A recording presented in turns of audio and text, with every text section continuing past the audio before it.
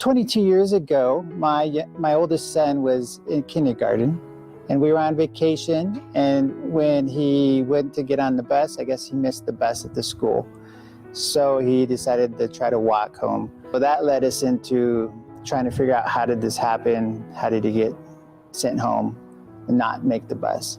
We went to the school, talked to the principal, we talked to the superintendent, and much to our surprise, we came up with this idea that he would actually present these bus cards and add these to the buses so that the kindergartners can understand which character they were on, not trying to memorize the numbers. When you see the number here, 1058, it's hard for a kindergartner to remember this, but they can remember the character here and the symbol of R2D2.